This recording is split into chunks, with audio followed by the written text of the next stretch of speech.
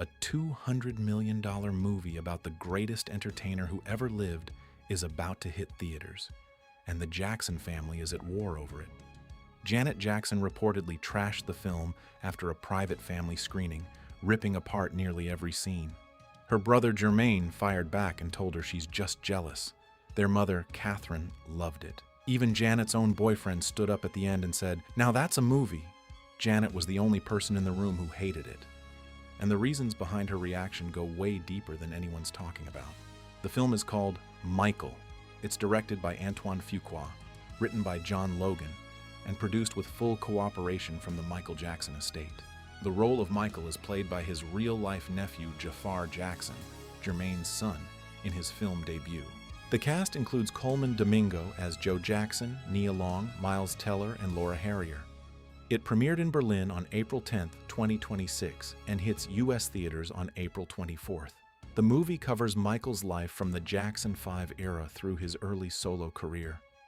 Off the wall, thriller, and bad. It focuses heavily on the music, the performances, and his relationship with his controlling father. It also touches on the 1984 Pepsi commercial accident, where Michael suffered severe scalp burns and the painkiller dependency that followed. Early tracking suggests it'll open above $55 million domestically, which would beat Bohemian Rhapsody's opening weekend. The production budget ballooned to $200 million after massive reshoots that completely rewrote the third act. And those reshoots happened for one very specific reason.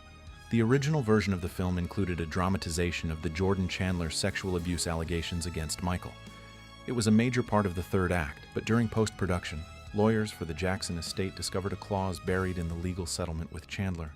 A clause that explicitly prohibited any depiction or mention of Chandler in any film. That meant the entire ending had to be scrapped and rewritten from scratch. The cast reassembled for 22 days of additional filming. The new third act reportedly cost around $50 million, though Variety reported the reshoots added closer to $10 to $15 million funded by the estate. Either way, the abuse allegations were completely removed. The director of Leaving Neverland, the documentary that detailed accusations from two of Michael's alleged victims, called the film a complete whitewash and said it contains complete lies that attempt to rewrite the allegations and dismiss them out of hand. Paris Jackson, Michael's own daughter, said she had no involvement in the film. She called an early script sugar-coated and said Hollywood biopics often shape narratives and may contain inaccuracies. So even within Michael's own household, the film doesn't have full support. And then there's Janet. After the Jackson family screened the film together in Los Angeles, Janet reportedly got into a heated phone call with Germaine that turned into a full-blown shouting match.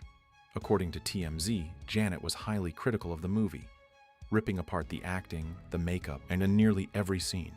Germaine, whose son Jafar stars in the lead role, defended the film aggressively and allegedly told Janet, "You are so jealous. Just get on the wave."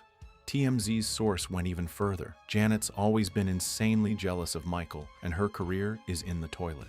That's not just a comment. That's a direct shot at one of the most successful female artists of all time. Janet Jackson has 5 Grammys, an Oscar nomination, and 10 #1 singles on the Billboard Hot 100. Calling her career in the toilet tells you how heated this got behind closed doors. According to reports, Janet was offered a role in the production, but declined. She's also not featured as a character in the film. And sources say even if she had been included, it would have only been a bit role. So the second most famous Jackson in history doesn't appear in the biggest Jackson movie ever made. That alone is a statement. Meanwhile, the rest of the family is fully behind it. Catherine Jackson reportedly loved it. Most of the siblings are on Germaine's side. Even Janet's boyfriend reportedly cheered at the screening. She was the only person in that room with a negative reaction. The deeper issue isn't the movie itself, it's the legacy. Germaine sees this biopic as a chance to restore the Jackson family name after decades of abuse allegations and controversy.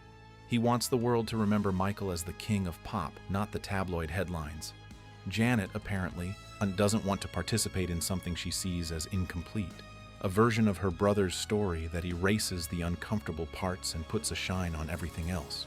And honestly, both sides have a point. The film is backed by Michael's estate, the same people who control his catalog, his brand, and his image. Of course it's going to be flattering. That doesn't mean it's dishonest, but it does mean it's selective. And when you selectively tell someone's story and call it a biopic, you're making a choice about what the audience gets to know. Janet may not have handled it gracefully, but the question she's raising, whether this movie tells the truth or just the version the estate wants told, is a legitimate one. It's just that nobody in her family wants to hear it right now.